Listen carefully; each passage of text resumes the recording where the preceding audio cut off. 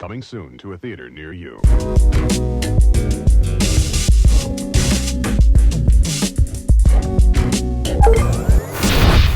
Yo, it's your man, Mr. Marin here, and it is episode 29 of the Real Ones podcast with myself, Mr. Marin, and my man, 150 grand RB. How you doing, my brother? We're doing good, man. You know, it's been a good week. Yeah. Getting ready. I teased it last week, but getting ready to officially launch that Indiegogo. So, okay. Can you tell the people anything right now, or you still want to keep it under wraps, keep it close to your chest? Yeah. Well, I don't know if this is gonna be up before Monday. If it's Okay. up before Monday, you know, I'm gonna give you all the inside scoop. You know, it's a anthology series called Urban Luxury. It's a 6-part series that I want to do. I don't want to do the whole series through crowdfunding. I really just want to fund the first 2 parts.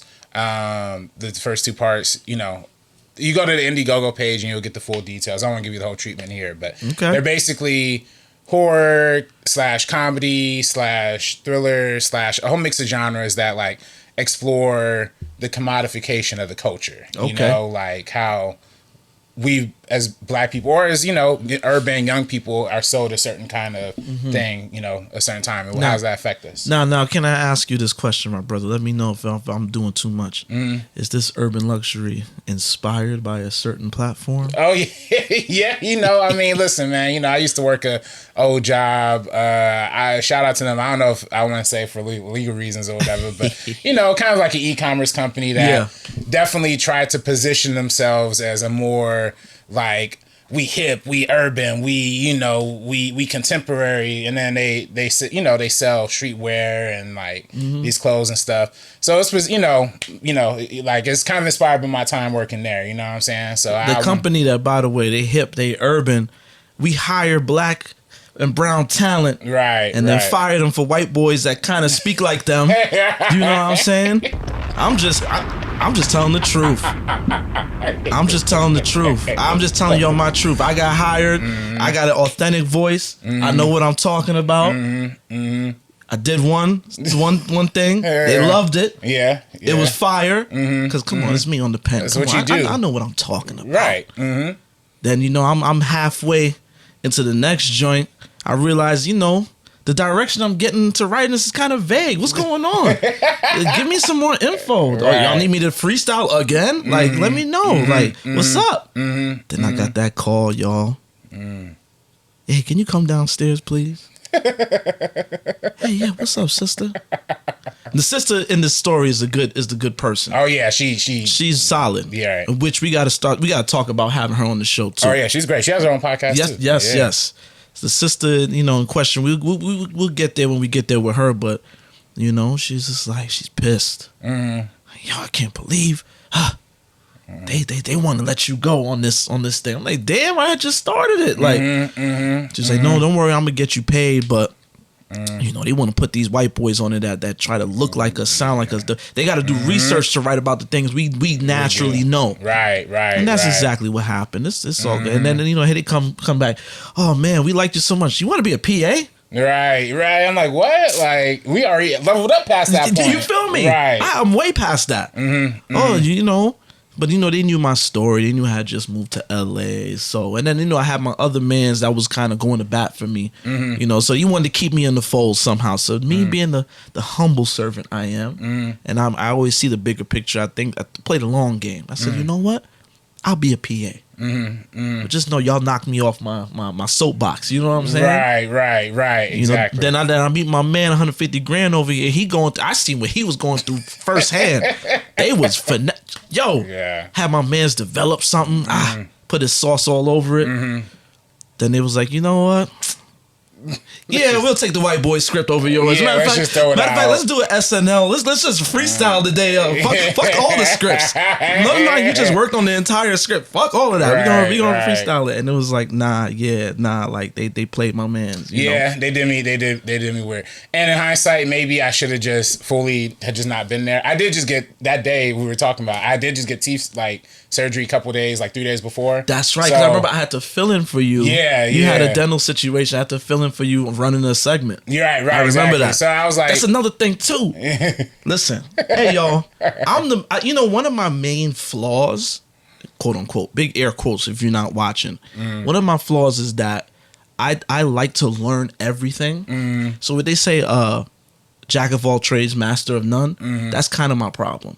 You know what I'm saying? I like to learn everything. So, you know, I'm watching my brother here. I'm watching my brother Lee Chin. Shout out to Lee Chin. Hey. And I'm watching them and I'm observing. I'm quiet. You know what I'm saying? And then, you know, something happens when my man can't show up. And they're just like, hey, you kind of know how to do this. Yo, you want to just do this segment? Yeah, sure, I'll do the segment. Then the segment turned to the whole day. Right. On a PA day rate. Oh, wow. Oh, man. You feel me? I know it's like that. You feel me? On a PA. PA day rate. Not to mention, there was the other time when I had to come and build a whole set. I was told to come work for like 2 hours. Right. Just come and just we just need a guy here to just load in, help loading stuff and just be there and they'll take care of it. And then I get there and there ain't no set. Next thing you know, I'm building the damn set. Paying all over. Contractor. Yeah, now I'm a contractor all on the PA's day rate. Yo, just because I'm observe and I learn quickly and I'm like, okay, I could do this. And you know, I did that and then they tried to get me to do that again. Like, oh hey, you want to come back in? And I was like, no. It's like, cause I'm not stupid. Like y'all got me for $200. Yeah. A pair of Jordans. Yo, let's give this motherfucker a pair of Jordans. Let him run everything. Let him build the set. Let him change your oil. Let him go wash your car. Let him do everything for just a pair of Jordans. Yeah. You know what them Negroes do. He like Jordans. Let him, you know what I'm saying? That's just how I see it. Yeah. That's how, I mean, that's literally, and that's honestly exactly what I'm trying to hopefully express, like, in this whole concept. You know what I'm saying? Like the disconnect from the reality of a lot of our plights, our situations, and, you know, the way they sell it. And now, you know, granted, and making it sound like all spooky and all like dark, the first segment is actually called Urban Space Cowboy, so taking the urban thing. And then that one's more about like a comic book writer dealing with writer's block. So like it definitely, you know, it's more, that one's more comedic, more fantastical. I don't know how to say that. Fantastical. There we go. American Society and Magical. No, I'm just kidding. Not that one. But yeah, you know. And then the other one I'm doing is raising money for. It's called PSA 10. That's about trading cards. Again, another aspect that they kind of take from sports and then they sell that, right? That one's about like a collector who's immunocompromised going and trying to buy this card during like peak pandemic time. So he comes in with like this giant mask and the mall's all empty. And we know we actually shout out to the local mall, South Bay Galleria and Redondo Beach. They are down to let us use their mall for that too. You know, for the price. All right. So that's why we try and raise money to make it work. Listen, you know man. Listen, if you fuck with us, you fuck with the art. You know what I'm saying?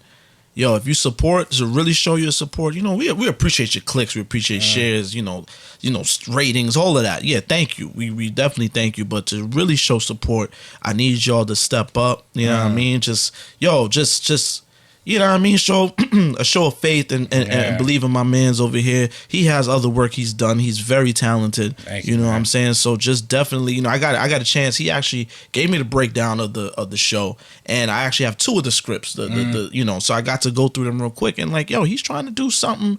He's trying to do something fly. So you know what I'm saying? So definitely show support. And if you really love you know, indie art, black cinema, all of that, like everything, you know, the same reason why y'all come and check us, definitely come and show support. It's you know what they call like sowing a mustard seed. You know what I'm saying? It's like something as little as like, yo, $1, $5, yeah, $10. You know what I'm saying? I'm not saying, yo, listen, we ain't saying break the bank. You know what I'm saying? Everybody got their situations, you know, but definitely just show a little love and you know that goes a long way. Right, that goes a long way. Yeah, if we you know 50 people putting in $5, $10, that makes a lot. That actually makes a difference. Big difference. And you know, if you're too tight for money, you can't donate. Just always share. You know what I mean? Share, absolutely. Retweet. You know, put the link out there. Share with some family who might, you know, be interested in supporting, because that's what it's all about. You know absolutely, what I mean? Little by little. But yeah, no, thank you for the shout out, man. You know what I mean? Because you know where I was working. You know I was the last brother like working there, basically. You know what I'm saying? We were the last of the Mohicans, and you know, again, I got demoted, so I was really on a string, like, yo, like if they don't need me, they don't need me. But he was the last one. Yo, we had a whole department, of black and brown people. Yeah, it was fly, and man. that junk got whittled down. Doop doop one by one. And he was the last one. And I remember, and again, I never see this brother angry, but I'll never forget when they had that pre-show meeting, and they just grabbed the whiteboard and was like, "Yeah, he gonna run the thing with this. Matter of fact, yeah, we're just gonna do whatever." Yeah, and I just remember it was like the powers that be say, "Yo, go look at your man RB," and I just looked at him. And I was like, yo, they clipping my son. And then I remember somebody came up to you afterwards, I ain't gonna say no names, came up to you afterwards like, hey, what's up, man? And you was just like, nah, I just worked mad hard to do all of this for nothing, but yeah, I'm good. It's like, yo, my son RB is tight. And I remember we spent, and then they shot it. And oh my God, that junk was so bad, and they was like giggling, they was loving every second of it, and we was sitting at the producer's table like, all right, man, like, you know what I mean? We was just like, all right, bro. And I remember we just sat there that day plotting our next moves, and I believe that was my last day there. Oh, for real? Oh, I believe that was my last day there. Yeah. And that was one of the reasons for my last day there. Honestly. When I saw that, I was like, yo, there's no way I'm gonna move up in this company. And remember, we was working on a little pitch. And they just kept shuffling that around too, I knew I was done after that. I knew I was done. And yeah, because you didn't see me after that, because you was still there for a little bit. Yeah, for a little bit. But I was done after that for that reason. And then a PA that got bumped up and decided to sun me because he got bumped up. Like, just imagine this. Imagine you work somewhere and you on your hands and knees scooping up shit every day. And the minute one of the two people, there's two people scooping up shit, right? And one of the two people gets bumped up. Now he ain't scooping up the shit. Now he's looking over your shoulder. Yeah, now he's wiping the windows, right? Because the scooping up the shit, that's not his thing anymore. I'm in charge of the windows, right? And then he kind of look over at you and like, yo, if you want to be like me, learn to do this. I said, oh, that's almost exactly what happened between us that day. No bullshit. Yeah. And he asked me a question about something, and it was something that was like, yo, they never showed me how to do this. So like, if you're gonna show me, like, let me know. Yeah, like I'm open. Me. Right. And he just started doing it. He got the serious face now. Now he ain't a jokey. He ain't a pot smoking lazy PA anymore. I can talk my shit. He ain't a pot smoking lazy PA that everybody else is talking about. Why is he here? John, you work so much harder than this guy. Why is he here? He ain't that guy no more. Right. And he's like, this is how you do this, yo. If you're trying to get like me, learn how to do this. Yo, what? I went, yo. I left, went to Porto's in Burbank, picked up something, and on that drive to Burbank home, from Hollywood to Burbank and home, I say, yo, I'm not doing this again. I'm not doing this again. Yeah. And there's one thing about me, man, when I make up my mind on something, that's it. And when I feel like I've been disrespected, that's it. I'm very easy. I could take punches. But there's just some that's like, oh, nah, you're trying to play me. And you're trying to belittle me and demean me. No, it's not happening again. Right, yeah. And then, unfortunately, my brother called me for a job, and, I had to tell him, I'm sorry, brother, I can't do it. and then that same dude was calling me for gigs, and I was just like, no. Nah, so, it's weird, man. It's just weird seeing some, especially, I feel like, and I don't want to get too, deep in the weeds, but I was like, man, you low key have been working with us like longer than the other homeboy was. You know what I'm saying? Like, lowest key had a much stronger resume like than the other homie had. Oh, you know don't get me to talking. And then they just. I'm trying to be chill with y'all. I am not flexing my resume. I'm trying to be chill, and I'm like, again, I'm humble. So I'm always, despite what I've done before. If I'm breaking new ground, I'm coming in fresh, clean slate. Don't use, not to say use it against me, but don't use that to, I'm just trying to, I'm in a new lane now. Let me do this. And yeah, when I tell you, I seen some, I went to go park the car. Son had the producer card Yeah. to open up the garage. I was like, yo, if he just pulled up the same time with me, how do you get this car? You know what I'm saying? I was like, yo, what's going on? Right. Mind you, they was talking to me about bumping me up at one point. You know what I'm saying? Yeah, fishy stuff, man. You know how that go. You know Listen, what I'm man, you know, I know some of y'all, you know, I know we got white listeners. Yeah. I know some of y'all probably go, I'm pretty sure some of you are like, oh God, here we bringing go. up race again. Right. But listen, it matters. truth. It matters. It's our experience. I mean, we're Yo, just telling y'all the story. I'm telling you that, I'm telling it to you. Like, yo, trust me, I don't step outside like I want to be targeted against racially. Like, no, I don't. Like, I actually want to work. We both want to work and do our best to impact whatever's going on in the world. But unfortunately, we got roadblocks. Yeah. You know what I'm saying? Yeah. You know, and I'm sorry to veer off a little bit, but you know, I can't help but think about this as I'm saying it. You know, the Diddy conversation. Right. I hate the fact that almost exclusively Diddy's cohorts and the people that gotta go down is black people. Oh, Jay-Z is down. He's going down next. Beyonce, they had Aaliyah killed so she could become this. She's going down next. And you know what? Look at that. Oprah. Oprah. You know what I told you about You think Oprah. Oprah's at the freak off? I don't even want to think about Oprah. I just don't think Oprah. No. Yeah. She's a little bit more demure Yeah. to be like, you know what I'm saying? And it's just like this, and I don't even think the people that's spreading this propaganda is realizing how much they're pushing white supremacy talking points. The fact that black people cannot be successful, cannot be great without being dirty is crazy. Or, you know, they have that thing in the 2000s, the Illuminati. You know what I'm saying? That's another one. Very, very racist. Because it was like the only people that were bringing up was black people. Dead ass. And then we, as black people, we fall for the bullshit because we are conditioned to not trust and believe anything because of racism holding us back generation after generation. We being lied to, you know, motherfuckers is coming to our communities and giving us these medications that, you know what I'm saying, that we thinking is saving us and it's killing us. You know what I'm saying? They're intentionally targeting us. I just watched Sister Kamala Harris speak to Roland Martin the other day. And she talked about being on the committee that was investigating the Russia's interference in the last election. And she was like, yo, if only you knew, they were specifically targeting black people with misinformation because they know our distrust of the government. So they was putting stuff in our face to make it say, you know what, they got points. They got points. Right. Because we already look at stuff sideways. And rightfully so. Right. You know what I'm saying?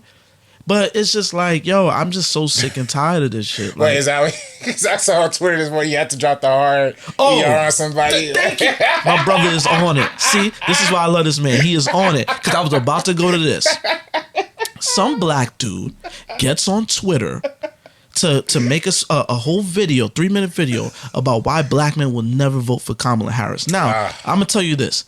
Vote for whoever you want to vote for. Right. I'm not here to tell you that you should be doing it. I know Obama went and spoke. Start finger wagging. I'm not mad at him for. I'm not mad at that. Yeah, and I'm not mad at it. And people ignored the bigger point that he was making. Trump wasn't good for black people. Yes, no, he was not. Like, get this shit out here, this fantasy out of your mind. He was not good for black people. He was about to send in the military to shoot brothers down during Black Lives Matter. Like, hello.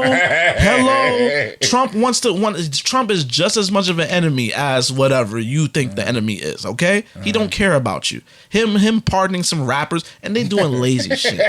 Well, look how it helped these rappers. Right. That's why I love when ASAP got out and he didn't thank him. Yeah. Fuck you. Thank you. This is my thank you. I ain't gonna say I'm gonna go with my billionaire island honey and make babies. You know what I'm saying? And he was so tight. He was so tight. Right. But yeah, this black dude makes this video, and in the video, he starts saying, this video was made in July. So this is probably like around when she got the opportunity. They did the switch out. And he's like, yeah, you know, when black women are telling black men to vote for Kamala Harris, all they're reminded of is the bitter baby mamas. Oh, what? He said the neck swiveling, masculine, bad attitude black woman. This is what they're reminded of. This is why they want to do it. Like the women that are telling black men that they have to vote for Kamala Harris, it is going to remind black men of every bitter baby mama. It is going to remind black men of every neck swiveling, bad attitude, masculinized black woman that they have ever dealt with in their entire life. Time out. First of all, this free thinking Negro that thinks that they can say things like this, you're taking white supremacy talking points and putting a remix on it. Taking that Reagan era stuff, you know what I'm saying? Welfare queens and all that stuff. You're putting remixes on it and you're calling it liberation. No, motherfucker. No. You're in shackles. You're saying exactly what they want you to say. If you was a free thinking motherfucker, you would think about your people and you would internalize everything. It would come out different. Right. You ain't thinking about your black mama when you made that situation. You ain't thinking about your, I don't know if you got any sisters or aunties or anything like that, but he at least got a mama. We know that for sure. Yeah, you got a mama. You came out of a black woman. So this whole neck swiveling, bitter baby mama, you're pushing negative stereotypes about black women. Over masculine. And, people say that they say these things and they want to look at you and gaslight you for thinking that Trump and MAGA motherfuckers are racist. No, they are, because listen to what you're saying. Listen to what you're saying. He probably heard that off of, Charlie Clerk or one of them other, things and just decided to repeat it. And it's like, bro, you're not doing that in the original. Like, do I have thoughts about black people? Absolutely. Oh, yeah. I have lots of thoughts. But I'm not generalizing the way he is. No, I'm not. That's crazy. Yeah, he sounded crazy. He deserved the ER for that one. You know what I'm saying? Yeah, I rarely drop the N-bomb. But that day, this morning, he deserved a special one with the ER ending. And guess what? RB? Mine got flagged. While all these other crackers that's on there spitting racist bars all day, every day. Yeah, I feel like I see the N-word on Twitter like almost daily. You know what I'm saying? Like, Andrew Tate is on there dropping hard ERs. Right. Well, is he part black? Is he like? Well, it don't matter because it don't matter anymore. Yeah, it don't matter. It don't matter anymore. I mean, yeah, because you black and it's Elon definitely he's gonna push his agenda one way or the other. This is why platform. I've been kind of weird on Twitter for a while, and I'm just like, I don't the platform. I understand what Twitter is. I know, I've been to Twitter since its inception. And it was good back in the day. Fire. It's fun. Fire. You know what I mean? But see, when I'm getting Republican ads and just very hateful stuff that's very far right from how I believe. When I'm getting those ads almost every time they're pushing it, dog. And it's like me. I feel like it'd be me only because I talk to my peoples and they'd be like, "Well, I don't see that on my time." No, I see it. Every few swipes is some wild, racist, ignorant shit that's pushing their agenda on my feed. And I'm almost kind of even wondering, is the whole point of the algorithm to kind of give you stuff you're gonna disagree with? Because I remember when Drake and Kendrick popped off, like that beef. Literally, my whole timeline was Drake fans. Like, Kendrick sucks, Kendrick that. I feel like they do that so you could go and reply and like get into a fight with somebody, But it's like I wouldn't be surprised. Yeah, I wouldn't be surprised. I was like, I feel like they're doing the same thing like with politics now because I just see mad. Yeah, same thing you're saying. Just like white ring propagandists out there thinking they're doing something, but they're not. That's crazy. Not. My bad. We kind of went there from urban, but you get the point. You get with the spectrum of what they sell us and what they're pushing towards us. Yes, it's all it's all messed up. So we gonna drop when hopefully the episode drop when Y'all see. We'll push the link and stuff like that. Definitely support. Oh yeah. Link will be in the description. Everything for sure. Sir. Yeah. Do we have comments, my brother? Oh man, we got a lot of comments this week, man. Yeah. People was filling up. For one, actually, I have one even a little bit earlier than this. Where is it? Shout out to your man Ike J. Who commented before about the Family Matters situation.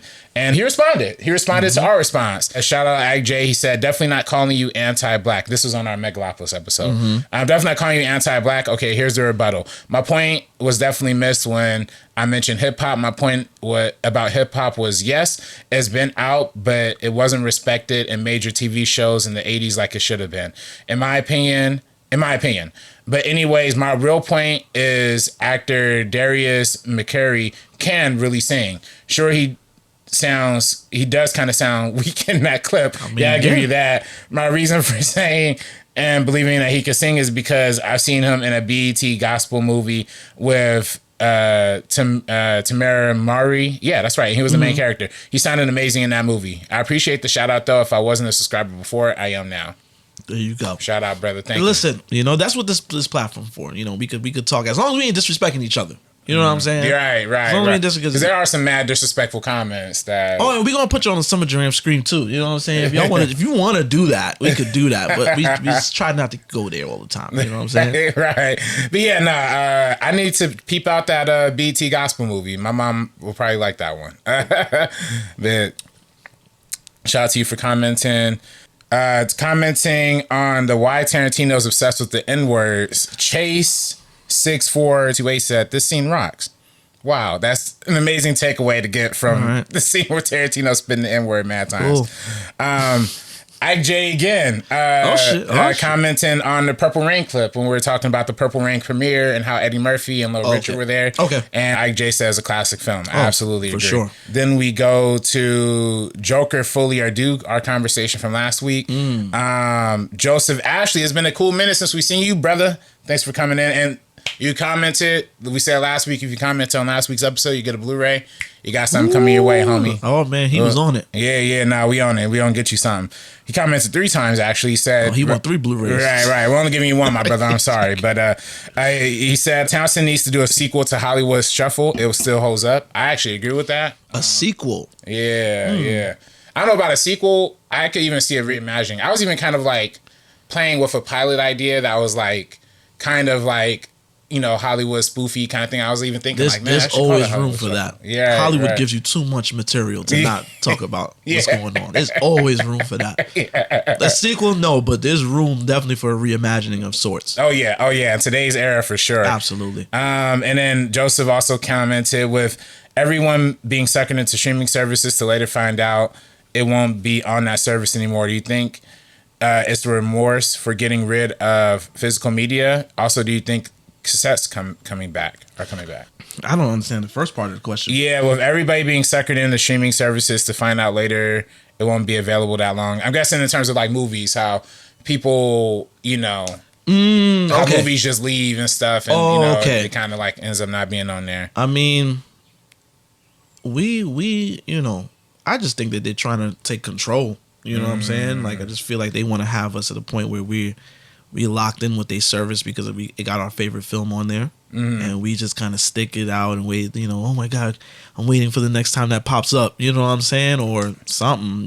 But because as far as cassettes coming back, are people watching them? I know during the pandemic, people started buying cassettes again. Right, for like the music ones. Huh? Yeah, no, not even the music. Well, VHS, that too. But VHS, I know people were buying up like crazy. Yeah. I know there's that one spot in Eagle Rock Vidiots or Vidiots, like Vidiots. They actually still sell VHSs over there. So I wonder how much they're going for. Right. I have a couple of joints that's wrapped up still and stuff like that. But yeah, I don't think people are gonna be watching them. Cassettes coming back. If it ain't 4K, nah. It's purely nostalgic. You know what I mean? At that point, yeah. Now, apparently somebody told me that Laserdisc was like amazing back in the day. I had a Laserdisc back in the day, and it was very, Laserdisc was expensive. You know what I'm saying? Real? But my grandmother, she used to run a movie theater, manage a movie theater, excuse me. And they had a holiday party, and I think she must have won a player in a raffle. So I had that, and I remember it came with it was a Laserdisc with trailers on it. Yeah. It was a bunch of trailers on it. Yeah, I don't know. Like a full movie. Right? Yeah, it was like a bunch of trailers on it. I remember one of the trailers was The Client. It was the Tommy Lee Jones film with the little boy. I think the little boy from Free Willy was in that. I remember that. I remember vividly that was one of the trailers on it. And wait, what movie was it for again? The Client. The main movie. Oh no, it was just a Laserdisc full of trailers. Oh really? It was just full of trailers. Cool. That's actually kind of fire. Yeah, I remember that. It was just full of trailers. And then the first movies we ended up getting was Men in Black. We had Men in Black, Waiting to Exhale, and I believe we had Nutty Professor on Laserdisc. Hey. It was just those three. Laserdisc, again, it was expensive, you know, but that was, I know It that was was better quality than VHS though. absolutely, Yeah. absolutely. And that was, you know, cinephiles, you know, I was a kid. I wasn't a real cinephile then, but I know that cinephiles, like, they was buying those up. Like, it was a very niche market for Laserdisc films. You know what I'm saying? And big ass Laserdisc films. It was like just think of like a CD, but just in like the size of a vinyl, like a 12-inch really? CD. Yeah, Dang. I just remember. Yeah, you had to flip the movie halfway. Yeah. I know. Criterion had some laser discs where some of them had special features. The ones I had didn't have special features. It was just the movie. You know, I don't even think there was a menu on those joints. I think it's just when you put it in the movie, the movie would just start. That's kind of hard though. I mean, it just seems like more of like a projection, like kind of more of a movie kind of thing. Yeah, it's interesting. It's funny because I still remember certain films when you had to flip them over, like what scene it was. So like I was watching Men in Black the other day, and there's the scene where Will Smith finally becomes Agent J. Yeah, and it's like that. It kind of zooms into me. He's like, I make this look good. The joint would cut off. Yeah. You have to flip it, you know? You have to flip it to the other side right there. So I still remember that. You know what I'm saying? So it does it on like actual cut, like on a scene, like it doesn't do it like halfway through a line or anything? No. Like they'll end it at a scene. Oh, nice. Oh, okay, You know That's fire. That's Yeah, fire. Man, yeah. Throw back to old physical media. Yeah, man. Bring that back. Joseph Ashley again saying in the same episode, Speaking Truth, Boys in the Hood, Juice, New Jack City, all black movies had shootings in the 90s. It was a theater near Crenshaw Mall before Magic Theater. Think it was one on Rodeo, always had fights. Or Rodeo, I should say. Yeah. I mean, you know, again, when I said that, you know, a lot of that theater, you know, the cops being in the movie theater for black films is kind of racist. It was after a while, but in the beginning, Negroes was acting up. You know what I'm saying? In the beginning, Negroes was acting up, you know. But then when you going to go see Think Like a Man and you got somebody with the strap in front of the theater, come on now. Come on. You got police presence outside of Jungle Fever. Come on, dog. Like, come on. Cut it out. Yeah, nah, that's wild. I didn't know it was like that. But and then keep going back to this Once Upon a Time in Hollywood, Bruce Lee. Oh, Lord. Corey Hudson said the whole story is about playing with Hollywood legends, and Bruce Lee getting beat up by a stuntman is a well-known Hollywood story. You just didn't get the movie as a whole. Okay. I read this a couple of days ago. Talk your shit, RB. Talk your shit. I read this a couple of days ago, and I did a severe amount of fact checking. Like I went through 4, 5, 6 different sites, peeped the Google preview of a book. I don't want to pay for the book, but I peeped the Google preview of a book, read through it, and to figure out what the whole story was. There is a story of a stuntman apparently getting the best of Bruce Lee one time. He didn't beat him up. Apparently Bruce Lee and the stuntman, I guess Gene or whatever, they got into a little thing, but then he didn't beat him up. Literally, the stunt guy was big, the other guy, and just picked Bruce Lee up on his shoulders or something like that, and did like a move and picked Bruce Lee up on his shoulders very briefly. And then even the dude, while he was holding Bruce Lee, apparently said, I'm not going to put you down because if I put you down, you're going to kill me. You know what I'm saying? So it wasn't even, he didn't literally get beat up. And by the way, Bruce Lee and this guy ended up being best friends after that type thing. He was like, they're showing each other moves. So people act like this is some well-known Hollywood story. For one, no, it's not. You have to dig real, real deep into some weird sites to even try to find the context of this story. And the story is, there wasn't a fight. It was a quick 2-second thing. And even in that 2-second thing, the dude was showing respect to Bruce Lee. So, it wasn't like Once Upon a Time in Hollywood where Brad Pitt is goddamn, you know what I'm saying? Washing them up. Yeah, boxing them up, throwing them in the cars. Like, what? Like, nah, son. You bugging. And this classic Tarantino takes a little nothing story, not only over exaggerates it, but uses it to commit character assassination on somebody who exploited 20 years before with Kill Bill. But again, I get tight about that because I love Kill Bill, bro. Like, I love those movies. And it's just like, when you learn, like, those movies are all basically just Bruce Lee movies, like, all wrapped into one. It's like, you think the dude would have some respect for that, but nah, you know. So again, this is what they naturally do, brother. Yeah, this is what they naturally do. And this is no different than Miley Cyrus twerking her little chicken cutlet ass acting like she is down with the culture, and then the minute she want to pivot and go right back to country, oh,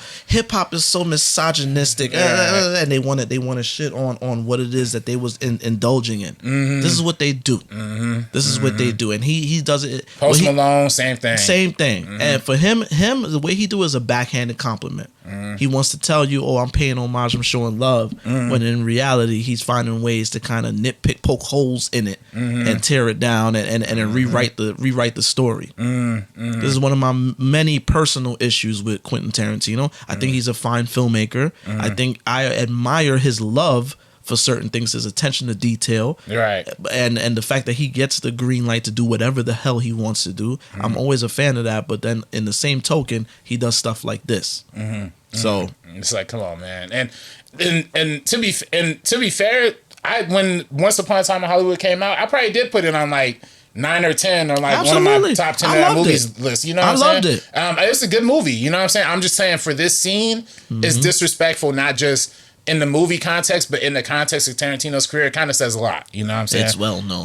Right. Well known. Like what? Like what are you talking about? These are the same people that tell his daughter, "Oh, you don't know your father." Right. You don't even know your father. Let them. It's always them. It's always them. Son. It's like, come on, man. Same thing with Jimmy Two Time. He said Bruce Lee was a chump. He couldn't beat up a drum in a fight. Give me a break. It's like Jimmy, just no profile picture, no nothing. Jimmy 2 times 68.75. I got a few things to tell you, but I'm being very respectful because if I say it, I'm gonna say it loud, and I don't want to be wilding out. I'm not in a space where I should be saying these things. But I am so tired. Like he was a chump. Who are you? Who are you? Just shut up. This is a man of color we're talking about. Keep it moving. In Hollywood, in the time when there was no people of color on set, especially people of his color. You know what I'm saying? They wasn't moving. They was limited to. You got Mickey Rooney acting like them in Breakfast and Tiffany. Big buck teeth. Like, come on, son. Like they had no real presence. So of course there's gonna be people talk about them like that. Let's get out of here, Jimmy Two Time. Yeah, Jimmy Two Time. I don't know. Oh, you born in the 90s or something? I know damn sure you're not a contemporary because old motherfuckers, they either not around or they don't know how to use whatever. Let's go to the next comment. I could spend all day. That could be a whole episode. People are just I can't. That's crazy. They go hard for defending their man QT. Please. Coming from the talking about the Candyman sequel that Nina DaCosta did. Wafola 420 said, "I love this film." So I mean, we love it too. Yeah, that was dope. I gotta run it back. I was going through my digital library the other day and I ran across Candyman. I was like, damn, I haven't watched that in a minute, so I'm gonna run that back soon. Yeah, that one, that's a fun one.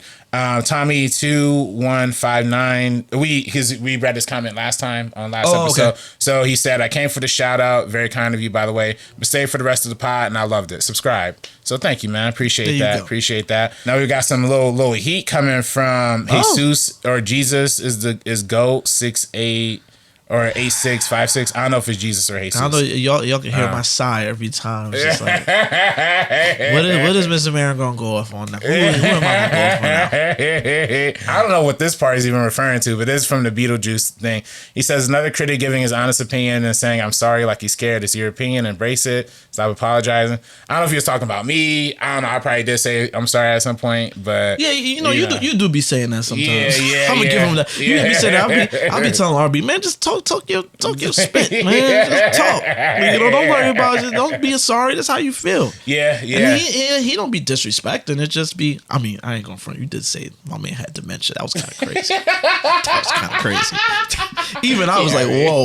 He 85. Man, I don't know. You know what I'm saying? This is looking like it. But I do agree with that. I shouldn't say I'm sorry. He commented again. Sounds like you stopped liking Suicide Squad because of your peers. You liked it, didn't you? Oh, you're talking about me. Letting others think for you. I liked it then. I like it now. Perfect movie for music fans who love DC. Watch Suicide Squad. All right, let me stop you right there. I specifically detailed why I didn't like Suicide Squad after. Right. I said that I came off of seeing the trash that was Batman versus Superman, and because I was mildly entertained in the moment, I felt like it was great. And then I watched it one more time. Mind you, I was kind of not going up for the film publicly, but I was kind of like, yo, it was a fun film. Then I watched it again and realized just how it wasn't as good, because I was further, it was further out from when I saw it. Batman vs Superman was already in hell for me, so it was like I wasn't, and I watched it again and thought it was no good. I get it, you're a Snyder guy most likely, right? Yeah, he has his Man of Steel as his profile picture. All right, there you go. Right. I'm going to respond back to you. I'm going to respond to you here, and I'm going to get back at you in the comments. We're going to have a discussion, but I'm letting you know now.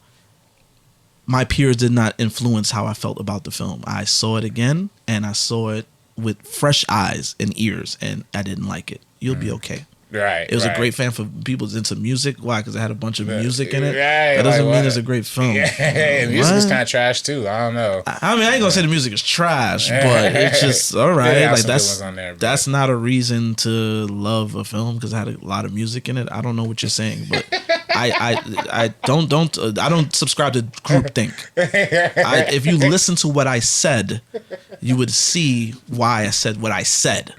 Anyway, I think it's not an unpopular opinion to not like the first Suicide Squad. Yeah, I thought the second one was much better. Yeah, much better. I enjoyed the second one. The first one, no.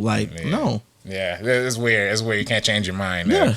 And then Wakanda Forever 616 commented on our Spike Lee "She Hates Me" clip. Says such an underrated film. I will say that clip has been doing great numbers, and people have been going back to the episode slowly. The She Hate Me episode. Hey, so. man, listen, this is why it's always good to highlight something that people don't talk. I'm pretty sure some people notice the memes that's going, like the memes and stuff that they're pulling from the film, because I've been seeing that. I'm like, oh, somebody's watching the film. Right. I'm seeing the memes go around. You know what I'm saying? And then people are literally like, what is this? She Hate Me? And then they Google it. Yeah, and then they find us talking about She Hate Me. So this is, we love it, man. Go check it out, man. I mean, if you can find it. If you could find it, go check it out. Pirate Bay, however you pirate your stuff, you know what I mean? It's there. So So that was the comments, man. Yeah, that's the comments. Yeah, we had a lot of love. Thank y'all for the love. Comment Absolutely. on each episode. Definitely rate us on Spotify. Spotify for sure. Rate us. Yeah, I know we got some 5-star ratings. I think we got like 5 of them. Yeah. That's what's up. Let's get to 10, man. Keep rating us, man. Yeah, get to 10, man.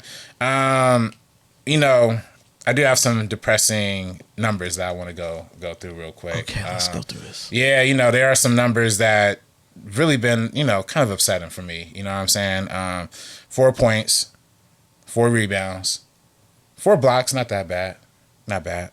2 of 16 overall field goal percentage. Who's this? 5 turnovers. Is this your man? 39 minutes of play time. These are the statistics for Bronny James Jr. Let's talk. And it's been a rough preseason watching this happen, man. I ain't gonna lie. MrMarinKnows. What did I tell y'all? What if you follow me on social media and you caught when I think we discussed Bronny. Did we discuss Bronny briefly? I think we did at some point. Yeah. I seen DeMarcus Cousins was on a podcast the other day or a show, and they asked him about Bronny coming to LA. And he asked, what did he said, I think the Lakers are not serious about winning.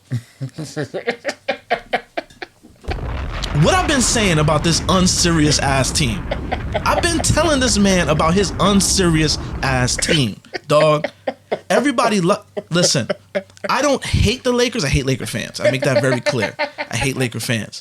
But I watch basketball, dog. I watch a lot of basketball. What are y'all doing? Y'all want this cute father-son storyline. Y'all giving this man a guaranteed contract. Listen, I love the fact that LeBron and his son is playing in the league. I think that is cool. Yeah, just don't do it on the Lakers. Don't do it on this. Don't go to. Come on, son. LeBron, you taking that Kobe money? You taking money off the table with free agency? Y'all need a center badly because your actual center right now is saying, "Hey, I want to be a 4. I don't feel like playing the 5. I want to be a 4." So because of that, he's wasting his potential and playing like whatever because he don't want to be there. And then you got the AR, D-Lo, all these. D-Lo can be nice if you heat D-Lo up. He could be nice. You know what I'm saying? If you heat him up, he ain't showing up nice out the gate. You got a bunch of role players, and LeBron, I think I don't think you're getting 40-something minutes of prime LeBron, but you're still getting something. Yeah. Put right people around him. Yeah. Y'all want him to be y'all GOAT and stuff, right? Y'all want him to win chips and stuff like that, right? Well, put the right people around him because guess what? That Bronny could do it all. LeBron could win everything by himself. He could carry. I think we've seen that that's bullshit. Yeah, he needs a team around him. He does need a team. There are a lot of young players that do show potential. Oliveira, that white boy that they got for like pennies on the dollar. What was he, like the 12th pick or 15th pick or something like that? He's actually real nice something. Yeah, something. He nice. Give me some time. I'll remember your name after a while. Right? Yeah. We'll see you. I can't approve of these preseason numbers though, man. So it's I might have to come in, give a weekly report on Bronny. I feel like I have to as a USC graduate. Oh man, he's tarnishing my legacy all the way around. Oh, that's your bro. That's your USC bro. Yeah. He can't go messing up SC. He can't go messing up again Lakers like this. And I know people are gonna say, "Hey, oh, John, you hating?" Listen, I watch basketball. I love basketball. I'm just keeping it funky. He was never ready to go pro. In my opinion, he was never ready. Yeah. Blessings to the young brother, all love. I hope you could do something, but you're just not ready for that work yet. You know what I'm saying? Go to the G. Send him to the G League. Let him get right. You know what I'm saying? They said they try not. They don't want to send him to the G League. They want to give him a pathway to. Oh my God! Playing along NBA. Just holding his hand. Then you see LeBron during one of the plays. He ran up next to him, stand next to him. Get this photo. Get this photo of me and my son. The narrative king. You need to chill, LeBron. Chill. Just worry about going out on top. Hopefully you could go out on top. You don't go out sorry like Kobe on a 21-win team. Go out on top. Yeah, nah. I mean, it's sad times. Go Dodgers.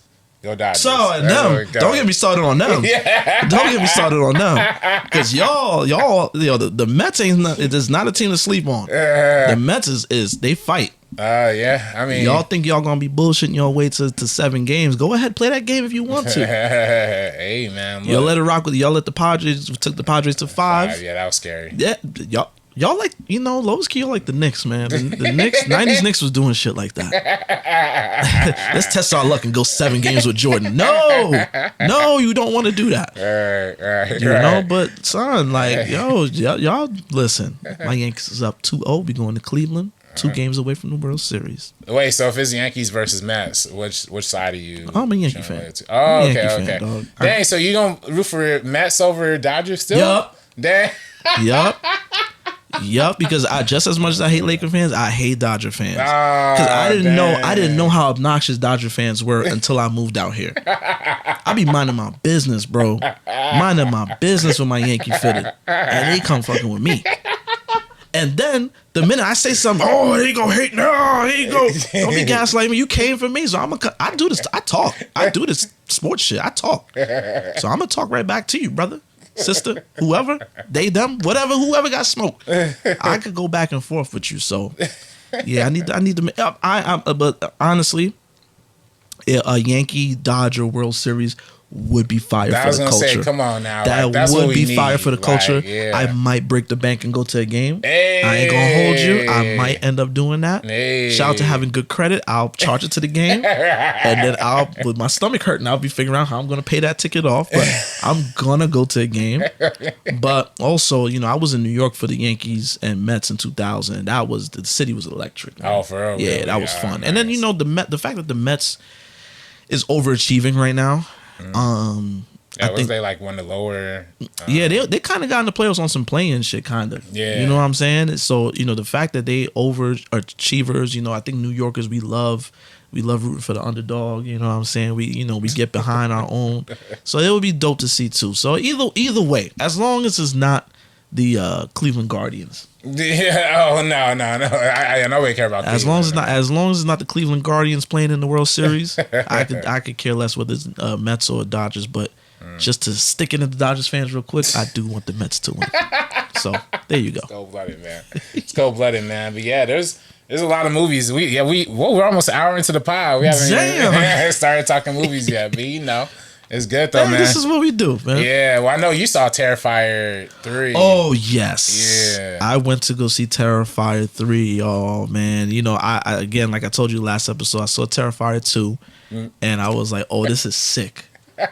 But then when I heard Terrifier 3 was coming, I was like, you know what, it's sick, but I need to see this one too.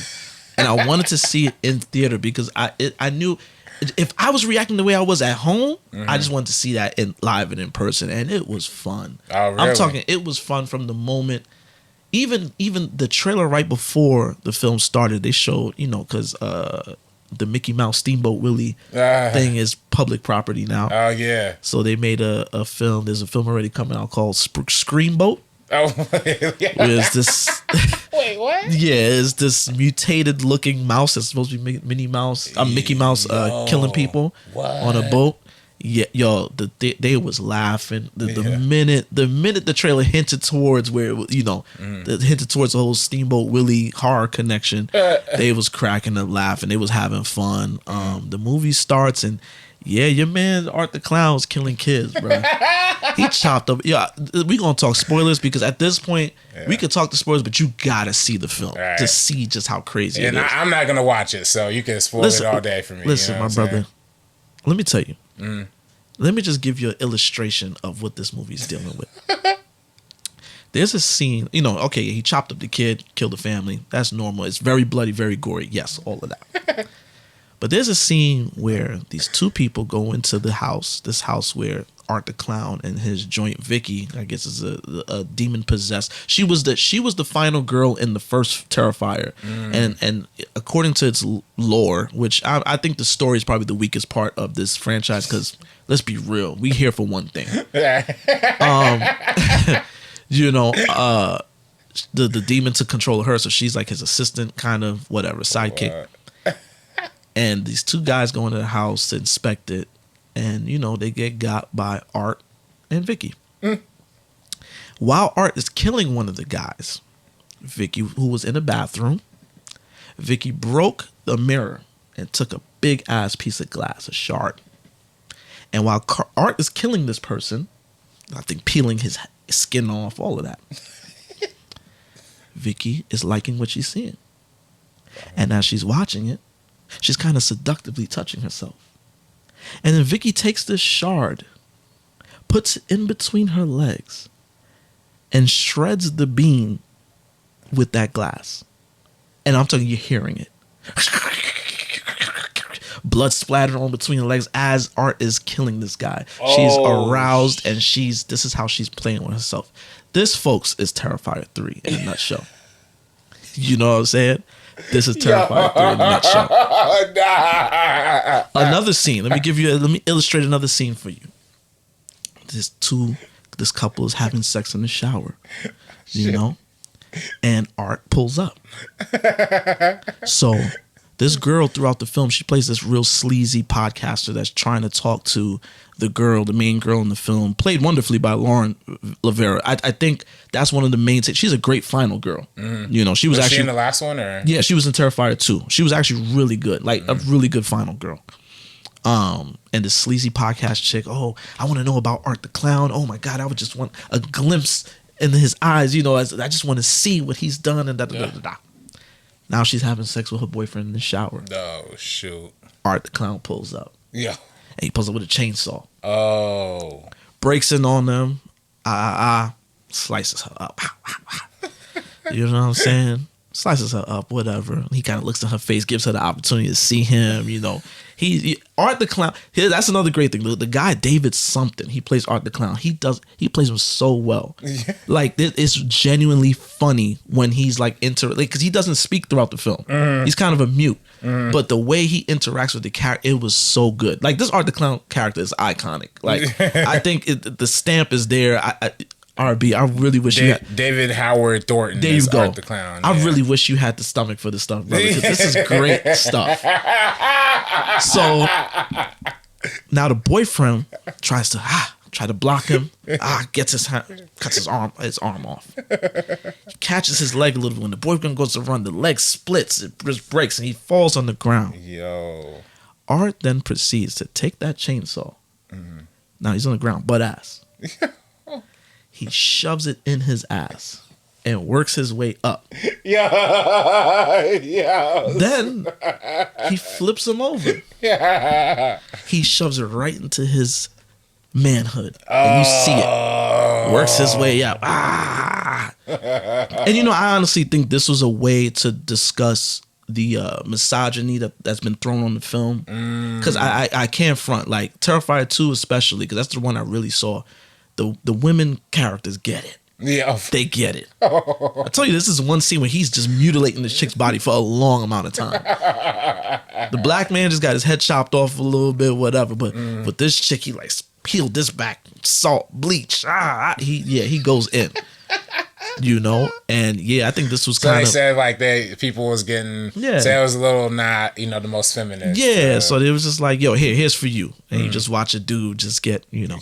Yeah. It's sick stuff. I shout out to the people that remember Rotten.com. I am a child of Rotten.com.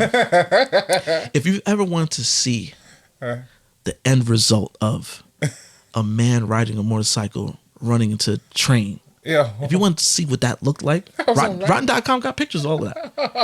Everything. The pictures. Yeah. Oh. If you remember the early 2000s with the Taliban beheadings and all that stuff, if you ever wanted to see that, Rotten.com got all of that for you. So I am a product of Rotten.com. I have the stomach for all of that stuff. I used to be eating looking at that stuff like, damn, that's crazy. Do you know what I'm saying? So stuff like Terrifier, I am so desensitized, bro. Yeah. When people told me when I heard that people was throwing up, I was like, really? Like, this is light. This is light. This is light. You know what I'm saying? Like, it's sick, but it's light for me. You know? So, I enjoyed it. I had so much fun with Terrifier 3, bro. I just want to talk about this for a moment. Terrifier 3 came in at number 1 in the box office. Yeah. RB, can you please pull up the budget for Terrifier 3? $2 million to produce, the $1 million to market. And right now, everybody is piling on Joker 2. Oh my God, another clown is on top of the box office. 80%. It went down 80% from the previous week. Oh, Terrifier. Everybody is making it about Joker 2. I think we should give kudos to Damien Leone. I think that's the name of the director. Yo, sick film. Absolutely sick. But kudos to you because you took it was like the film that could. The indie film that could. You took a small little indie film, created a franchise out of it. It's just going viral. It's really viral cinema if you're being real. You know what I'm saying? You took that. And then he did the special effects on them too, right? Oh, of the 2 million? No bullshit. Like about 1.5 have to go to special effects. Yeah. The prosthetics, everything is so good. Oh, for real? So really? good. There's a scene where somebody gets beheaded in the beginning, and then we see the end result of that beheading. We see his face. Like, I've seen many horror films where, like, you could tell, like, they do castings of the actor, but it don't look like them. This don't look real. Yeah, this don't look crazy. Like, they no, and it's all practical, no CGI.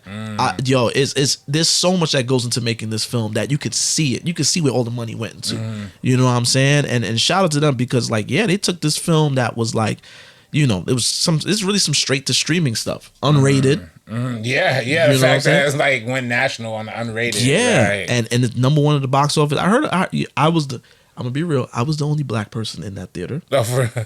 Yeah, I was definitely the only black person in there. I clocked that. But they said that it's doing well with the Latino audience, the Hispanic Latino audience. Yeah. I mean, they a lot of walk-up business. I know Spanish people love their horror movies. Oh yeah. Well, my babysitter was Puerto Rican. and she used to have all them Jason, Freddy movies on repeat. And I'm talking uncensored. We kids watching. One of the best sex scenes I've ever seen was a sex scene from Jason Goes to Hell in the tent. If you know, you know. And I saw that at Letty's crib at like 6 years old. Shout out to Letty. Wait, what's this? I'm gonna have to note this one down. Yo, yeah, she's wildin'. That's the first time I've seen all sorts of female anatomy. I'm like, oh, they got hair down there too. You know what I'm saying? So, shout out to Letty. That's she used to run horror films at the crib, like, so yeah, I believe that. When I heard that they were the bigger audience, I was like, oh yeah, I believe that. But I think Deadline still said it was like 10% of like the crowd, was like black people too for Terrifier. We love horror movies too, because we love talking to the screen. Yeah, no, that's facts. You know what I'm saying? We love horror movies too. Yeah, nah. So it was. I mean, for me, I have no intention of seeing it, but I do respect the fact that, like you mentioned, it's a independent, very low budget. It made all of its profit back already, like easily. Easy. So everything now is just pure. Everything now is really pure profit, like And it's also kind of cool because the Cineverse, they are the people who do the Bloody Disgusting, podcasts and stuff. I know a lot of people who been on that podcast, did shows on that network. So that's cool that they that's how they got they reach out. It's just purely organic, purely through the fan base. It's kind of fresh, you know what I'm saying? So, and I think it's even crazier that they did that without premium screens, like no Dolby's, no IMAXs, so cinema is fake back, yo. It's fake back. Yeah, if Joker 2 would have been an actual hit, like we would have been cooking. We would have been cooking this year. But it didn't do the numbers it needed to. And by the time you hear this, Joker will be available digitally. Yeah, probably. Yeah, in record timing. Yeah. WB said, "Yo, we got to make our money back somehow. God damn, put this shit on sale. Send it to the outlets." No, literally, and I literally feel like they're just gonna try to have it on HBO Max by by Christmas or something. You know what I'm saying? Way before Christmas. You're gonna be cutting a turkey Thanksgiving watching Lady Gaga and Joaquin Phoenix singing. Trust. Yeah. It's different, man. It's different, but it's still been it was a good week in a lot of independent cinema too. You know what I'm saying? There wasn't as many black people at Terrifier, but there's a lot of black people when I saw Piece by Piece. You know what I'm saying? A lot of people hit me up about that film, man. They and again, I was out of town. Just the timing of things wasn't right, so I didn't get to go. Because I want to take my daughter to see it. You know what I'm saying? I could go see a film by myself, but I really want my daughter to see it. So I'm going to try to see it, though. I'm going to try to see it. By the next episode, I'm going to see it for sure.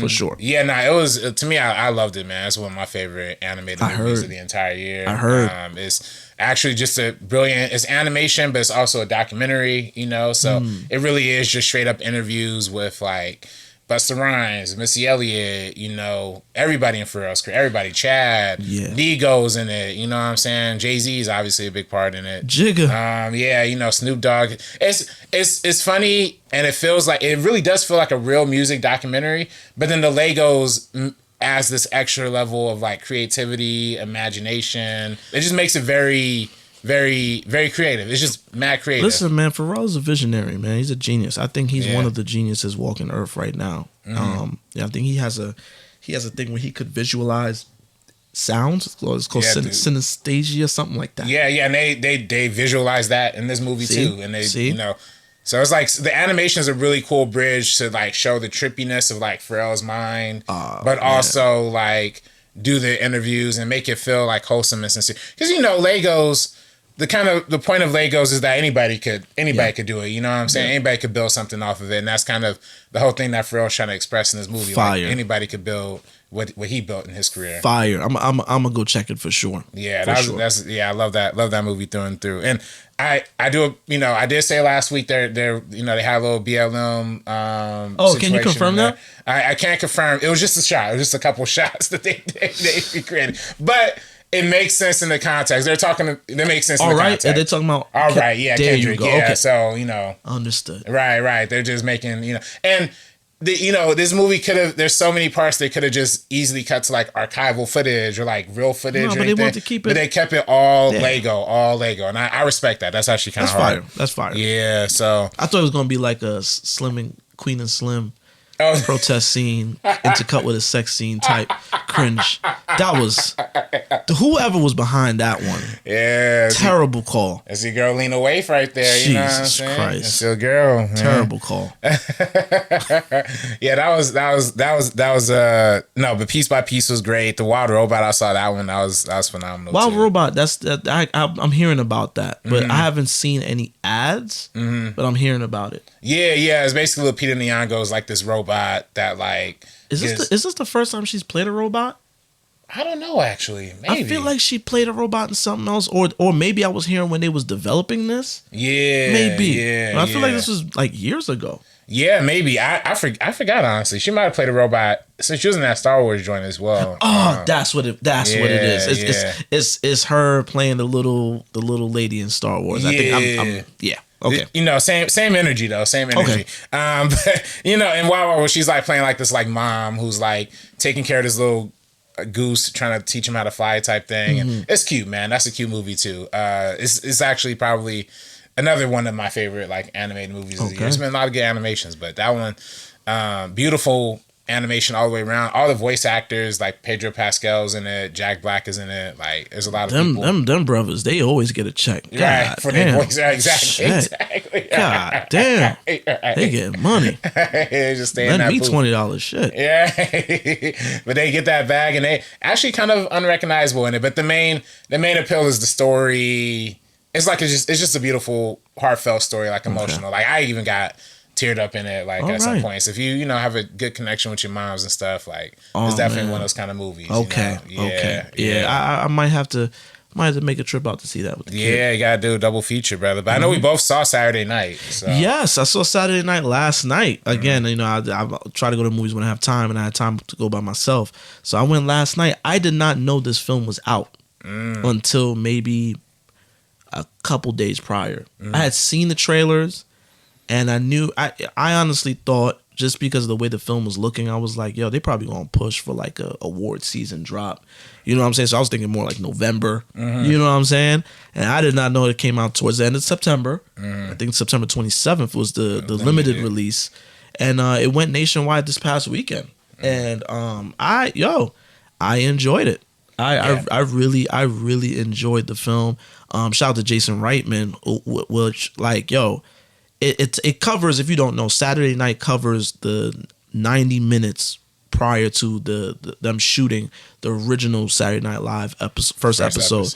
So you get a quick little glimpse at the audition tapes real quick in the very beginning, and it just kind of throws you into that world. And it was, man, I thought I loved the pacing in it.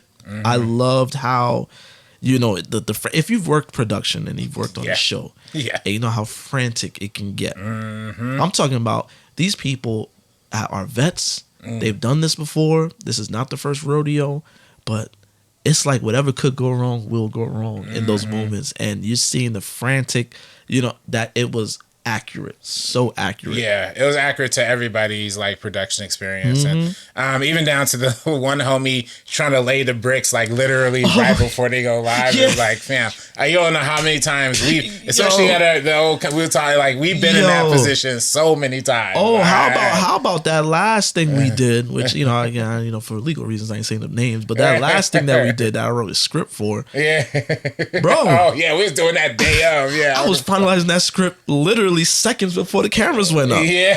And it was not like it was bad on like, oh, I don't know what I'm doing. Just like when you're working with other people that got their own vision of this stuff, and they're not locking in things they're not giving you the answers you need. Right. And I'm literally like, yo, bro, there was one point before one of the shows, I was literally trying to keep it cool, but I'm shaking. I'm like, yo, I need to lock this in. Like, yo, we about to go up. Like, and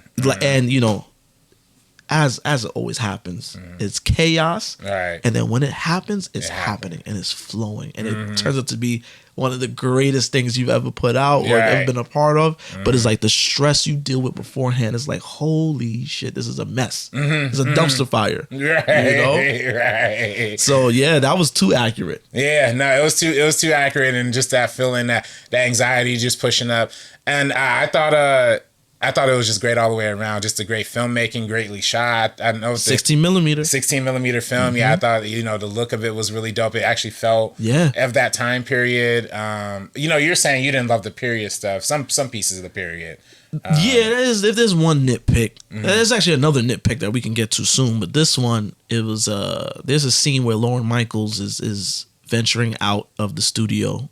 If you know Rockefeller Center, that's like Midtown Manhattan. He ventures out to the studio to go to a bar, and they do a couple quick shots, and they show an above ground train, subway train. Two things with that.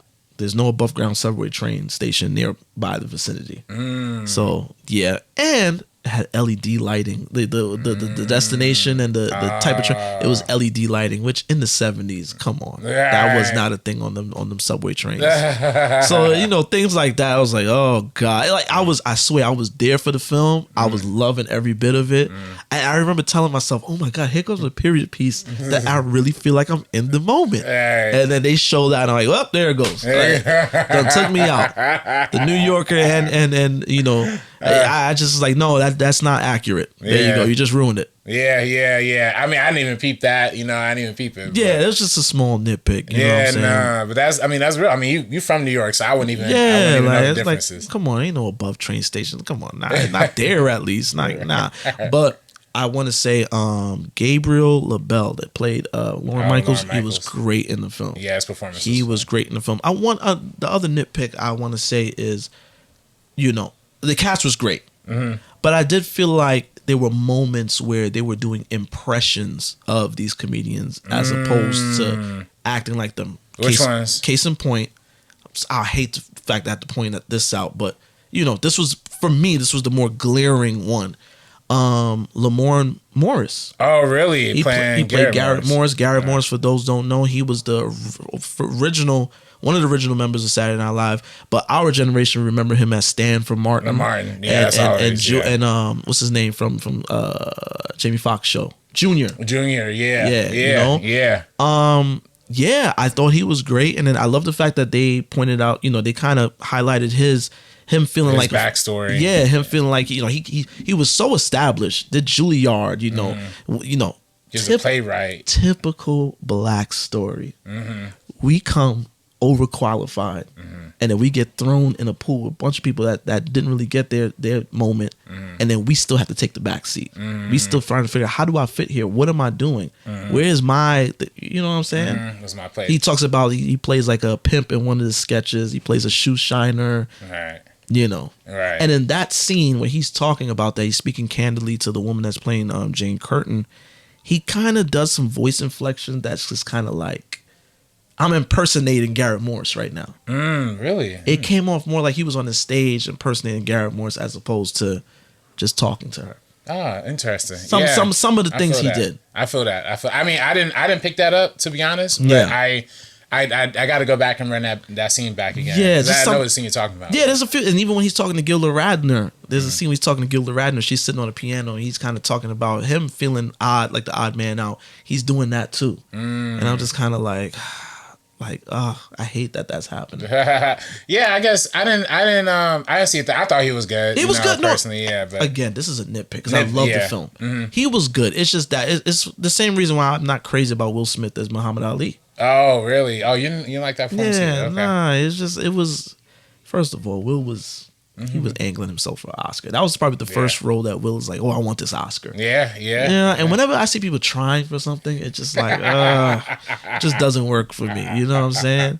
I feel like, and I feel like he was doing an impression. For all that, I'll go watch an episode of Saturday Night Live where they doing impressions. You know what I'm saying? Like, that's just kind of how I felt. But it was great. It was great. Interesting. Yeah. But no, you're right. I personally thought the dude who was doing the Chevy Chase thing, I thought that was a little bit more impression-y than like. I love this character. I loved how much of an asshole they made Chevy Chase out to be, because he is one, from what I've heard. And I particularly loved the scene where Chevy Chase he walks up on J.K. Simmons. J.K. Simmons as Milton Berle talking to his lady. And it's like a battle of the assholes. And it is so good.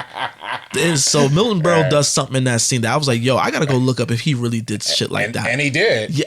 And you did. You looked it up. I looked it up. See? And he actually. So what this movie is, is the 90 minutes before the first episode. Now, not all of these events happen in that 90 minutes. Oh yeah, they take liberties for sure. Yeah, they take. All these things happen in various different times, but they can pack them into the night, which I think is brilliant storytelling. I think that's great. I'm fine with it. I seen some people had an issue with that. Listen, the movie's 109 minutes. Mm-hmm. You don't have that much time.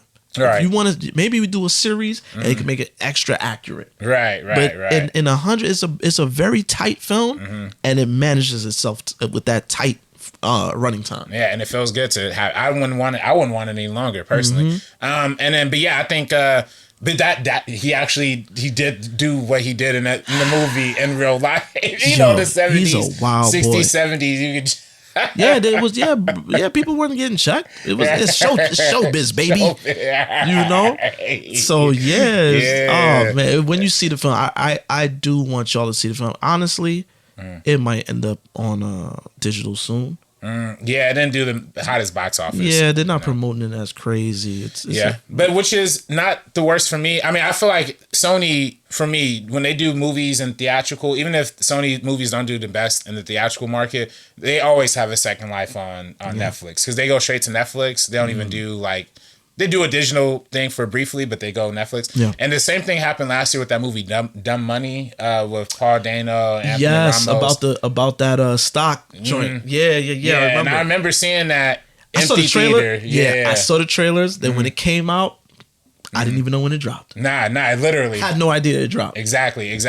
But it goes on Netflix, and now people are putting up TikToks about it, making memes about it. It got a second life on Netflix. So I feel like hopefully maybe that's what happens. I hope so. Saturday night. I hope so. This was, and you said this on Twitter, and it was crazy. Again, this is my man, 150 grand. This is how I know we on the same type of time.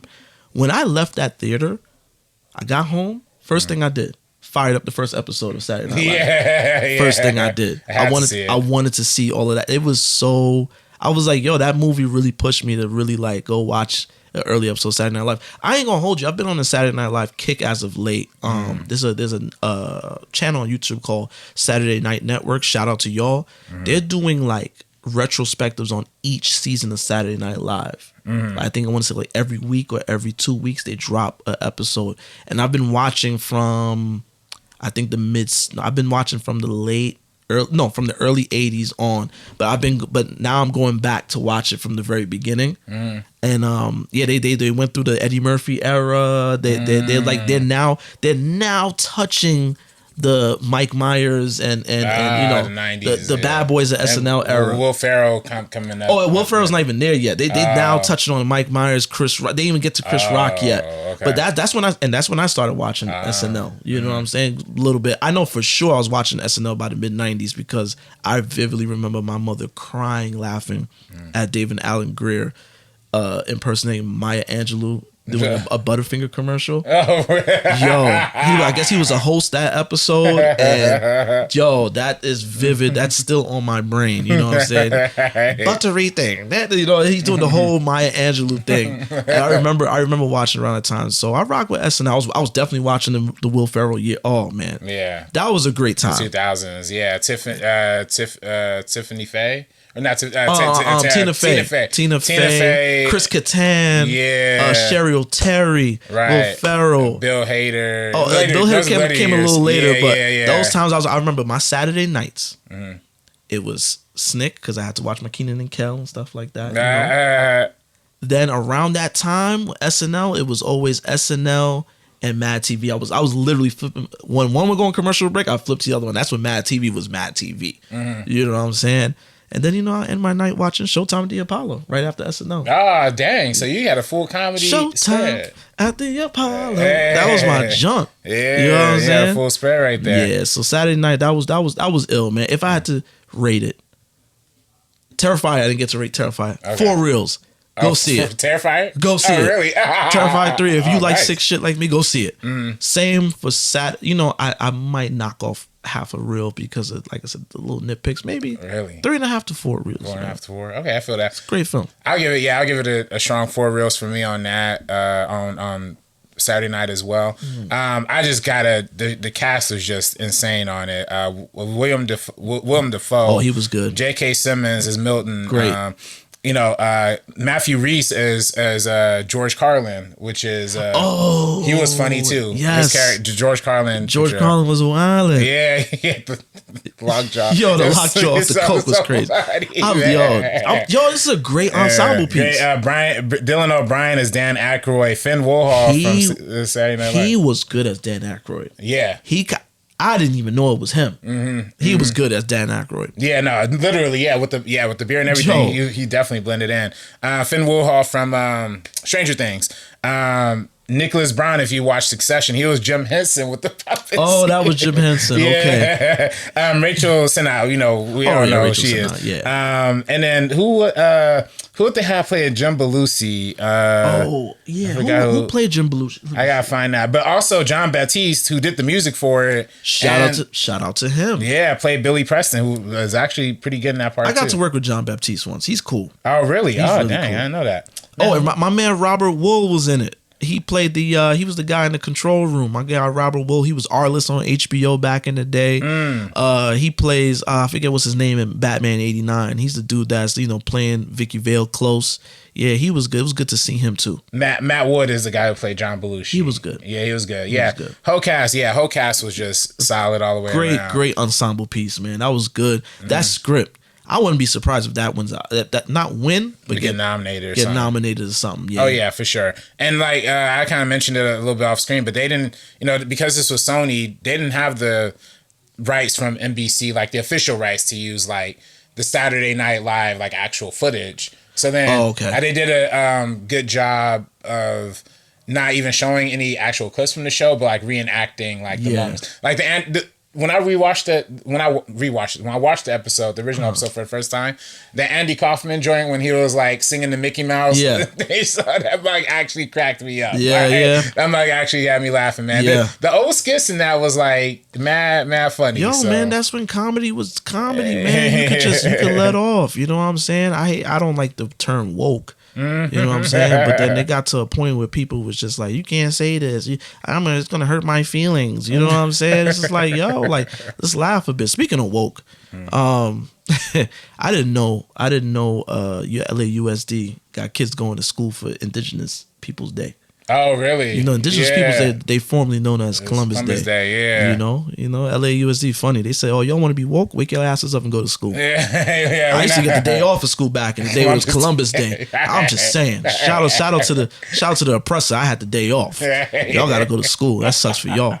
Y'all little woke asses. That's crazy. They changed it. They changed the holiday name, but then they said it ain't important no more. Yeah. Take your asses to school. Hey, it's cold-blooded, man. Hey, cold. Man. Get a day they don't get no day off no more, man.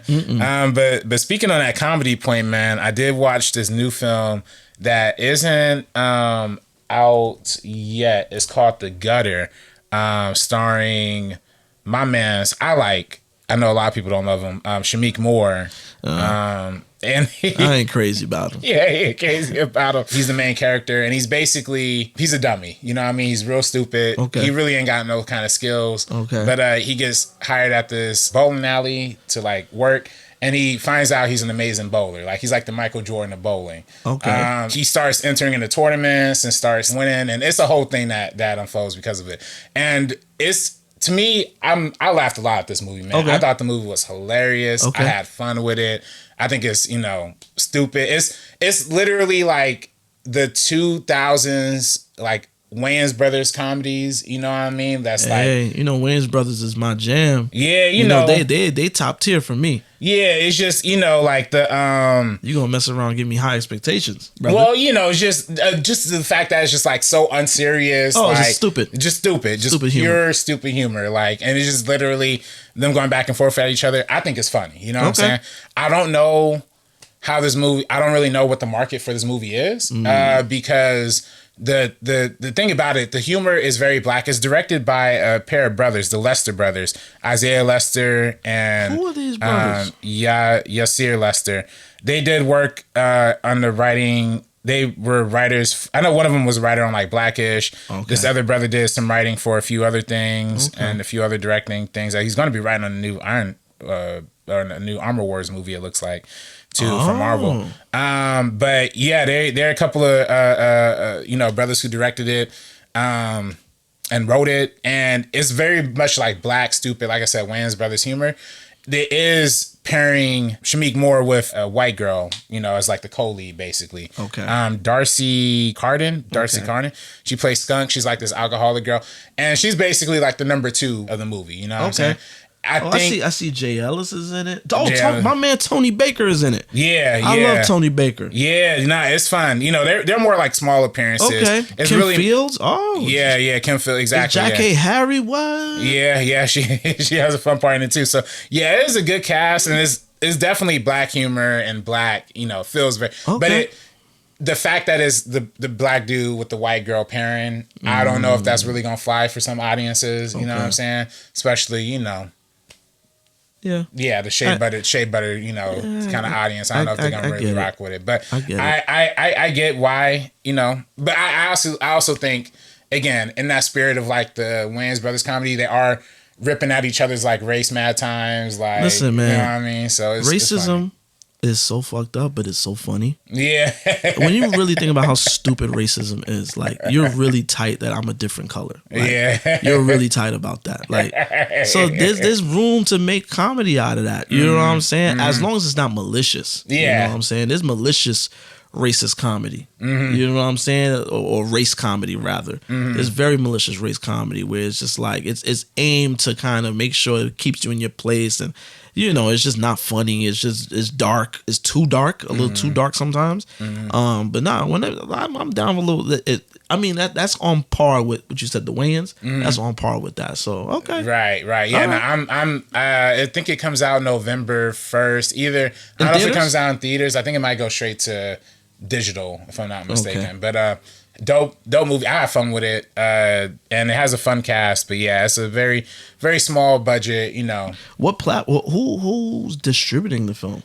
I know it's MGM, so you know if it's MGM, that might sound like an Amazon Prime situation. Yeah, it'll probably eventually be on Amazon. But Prime, it is not going to be promoted. Right. Amazon Prime is they are notorious for that. There's so much stuff that's on Amazon Prime now that is like I stumble onto and was like, yo, why didn't I know about this? Except for Batman, and even that I feel like that was barely promoted. Like, you know what I'm saying? Like, not the way it should have been. Right. No, they could have been way heavier promoted for sure. But man, I don't know. I mean, I'm hoping that it has some sort of audience. Some people watch it. I dug it, but I can also see people not digging it. I'm gonna get through it. Shamik Moore, for me.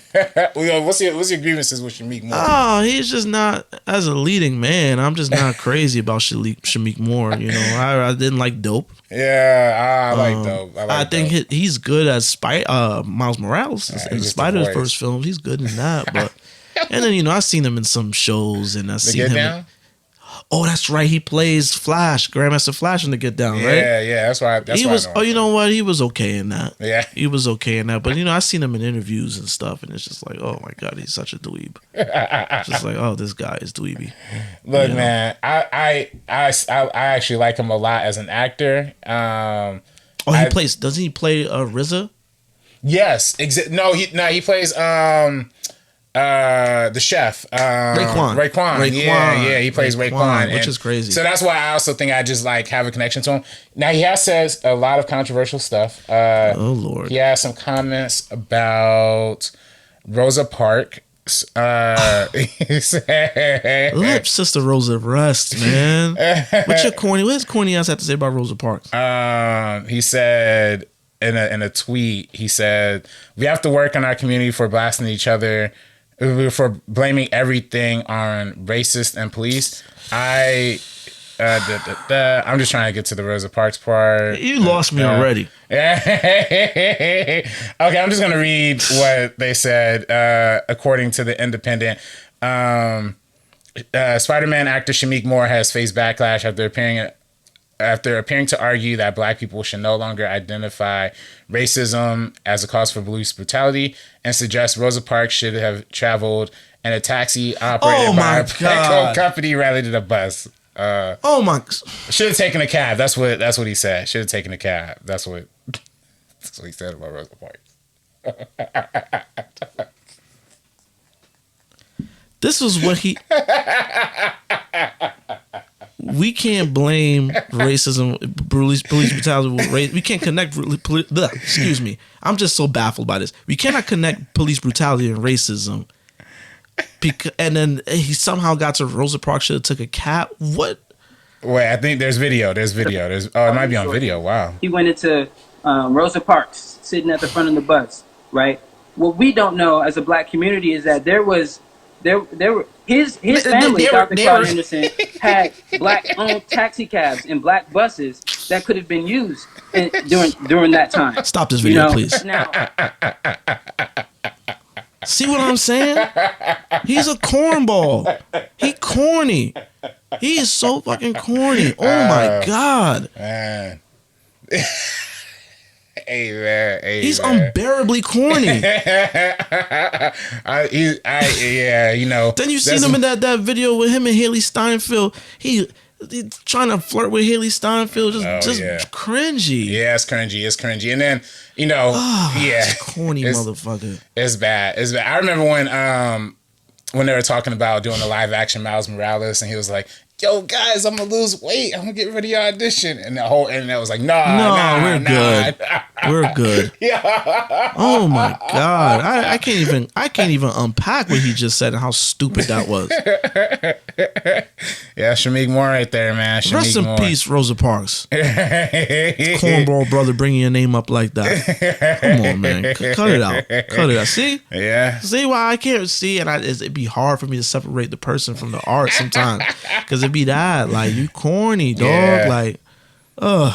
Yeah, you know, this is lesson learned. Just don't speak on something you don't know. Just shut up. Right. Just, you know, to quote the MAGA people, shut up and dribble. Yeah. Shut up and act. Just don't speak on everything, dog. Yeah, don't speak. Just don't speak on everything. It's tough, man. It's tough. It's just I really do feel like, man. I want to try to appreciate. I didn't even realize it was on video. I thought it was just a tweet. I feel like a tweet I could forgive a little bit more, because it's like, you might have tried to come in like he was spitting game. Like, what people don't know that they were like, well, she just should have got in the cab. Motherfucker. The woman was tired. She ain't had time to wait on the cab. She got on the bus. She ain't got no cab money. They had the nerve to have white and black section. That is bad. Mm-hmm. That shouldn't exist. Right. So if the woman didn't want to get up, she didn't want to get up, because to her point, we shouldn't have to be doing this bullshit. Mm-hmm. She's the reason why your dumb black ass could get on public transportation, if you ever did, and sit wherever you want to. Like, yeah, she should have gotten it. Shut the fuck up. Police brutality has everything to do with racism too, by the way. Okay. Yeah, it's real. I wasn't beat up by the police, but I told stories of being targeted by the police just because I am who I am. Mm-hmm. Mm-hmm. So stop it. Yeah, cut it out. Yeah, I mean, shout out to Shamik Moore. You know what I'm saying? Hopefully, one day, if you're listening to this, hopefully RB, you learn the right lesson. You really made me not want to watch that movie now. I mean, I was just giving the full picture. I can see why maybe they might not want to give him the star push. They want to. He was in this movie called Cutthroat City, which was directed by the RZA. That's RZA's film. Yeah. He was good in that too. So okay. I'm gonna give him my flowers on the creative level. I like you as an actor, brother. Hopefully, comments wise, you lay low. You know what I'm saying? Like, But yeah, together. That's what I watched this week.